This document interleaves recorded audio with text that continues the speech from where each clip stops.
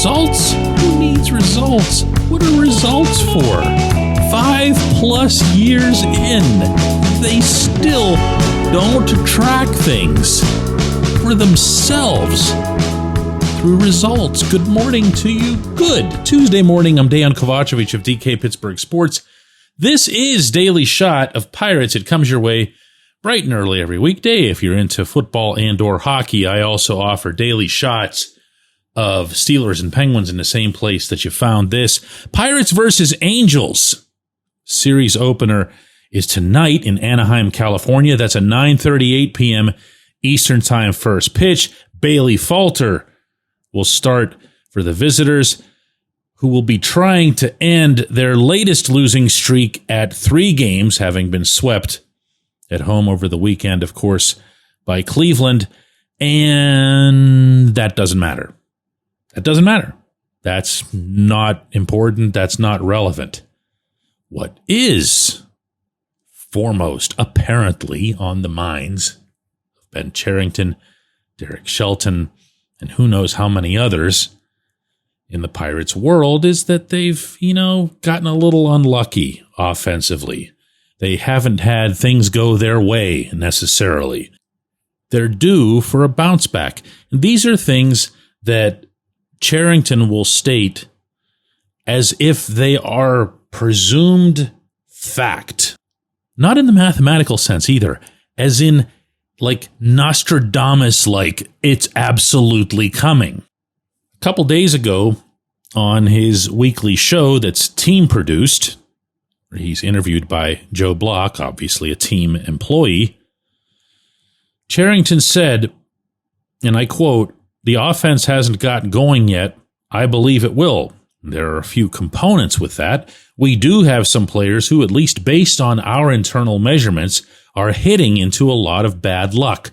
We have a bunch of guys whose surface performance is below what we'd expect based on quality of contact." So when Block correctly asked Cherington what he meant by internal measurements, Cherington expanded, quote, "It's basically looking at what's actually happened and what we would expect would happen over the course of a season if a hitter continues to do these things. If a hitter continues to make these swing decisions and hits the ball this hard at this angle and this distribution across the field over the course of a season, what would we expect to happen?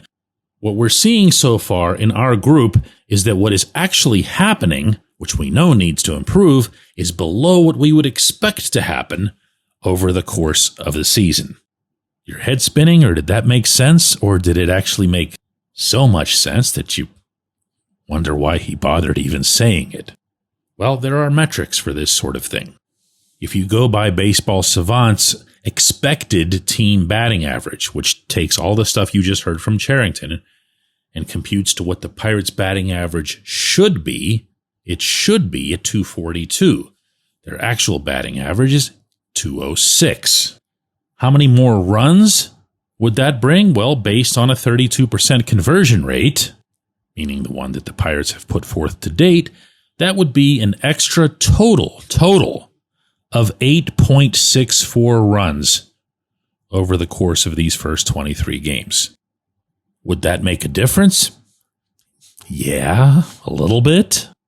Would they have another couple of wins? Maybe. But you know what this whole conversation ignores? Everything else. Meaning that it's not just their offense that's been terrible. It's been their defense that's been terrible. It's been their base running that's been terrible. It's been their decision-making that's been terrible. It's been the back end of their bullpen that's been beyond terrible. And you want to hear a dirty little secret?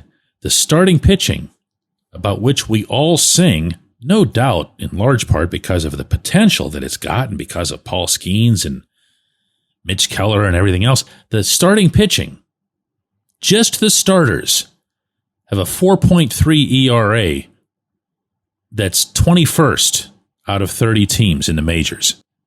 So if you take all of those things, even the starting pitching, and you mash them together in a ball, you know what comes out of there? A bad team. Underperforming? Sure, in some aspects. But grossly underperforming?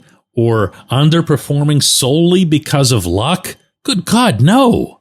No. And that's the part that this guy, he can't fathom putting forth anything that even sounds like it might be an honest answer or something that would make him at least come across as if he's bothered by any of this. He's not. It's not an act. No one's that good of an actor. I got to tell you, for those of you who don't cross-pollinate with other Pittsburgh sports, I don't care in this case. I'm going to put, with this show, everywhere that it's populated, a copy of a link to allow you to hear the entirety of a press conference that was conducted yesterday in Cranberry, Pennsylvania, between the Penguins general manager, Kyle Dubas, and the reporters who cover that team on a daily basis. After listening to Cherington for however long you've been stuck doing so, you need to hear this. You need to hear what it sounds like when a GM has a plan, when a GM has conviction, when a GM has things that have happened in the recent past that have ticked him off. None of that is this guy. He's sitting there waiting for his advanced internal measurements to come true. Because if you throw 75 things against the wall, a certain percentage of them inevitably are going to stick. That's how he runs this thing. He comes up with numbers or pays people to come up with numbers, and he waits. He literally waits for them to come true. One problem with that, he needs to go back to those same people, the same white-collared shirts who stuff every corner of the place anymore, and ask someone to run the probability of a major league sports franchise not winning a blessed thing, not winning a division since 1992. Maybe they just got a little unlucky. When we come back, J1Q. It's Gun Storage Check Week. Help prevent unwanted access to your firearms. No one wants their unsecured gun to be used in an accident, a suicide, or a crime. Use lockboxes, safes, and locks to secure your firearms. Learn more at gunstoragecheck.org. That's gunstoragecheck.org. Brought to you by NSSF, the Firearm Industry Trade Association.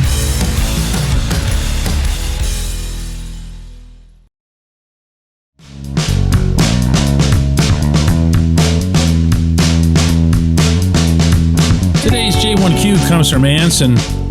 It's not a question, it's a statistic. It says DK year 6. The team is now 28-47 over their past 75 games. That's a .373 winning percentage. That pace over a full season gets you 60-102. I want to repeat these numbers again, not to be dramatic, but I really feel like the bigger picture stuff just escapes almost everybody. We're so caught up in the last bad thing, dumb thing, or even good thing that we saw. It's all about the bigger scope. This is baseball. Baseball is the bigger scope. It's the ultimate bigger scope sport. The Pirates are 28-47 over their last 75 games, going back to last season. That's a .373 winning percentage. And that pace over a full season gets you 60-102. These guys are still employed. And believe it or not, there are still some people who support them, who still think they're on it. You know, they've got the right ideas. They've done a great job. Here's what I know. They're facing a couple of over 500 teams on this trip to Southern California. The Angels are only 11-10, but they've played a lot better lately. They've hit a ton of home runs, in large part because Mike Trout's hit a ton of home runs, and Trout's looking like his old self. After that, they go across town and take on the Dodgers, who only regularly beat their brains out in that stadium.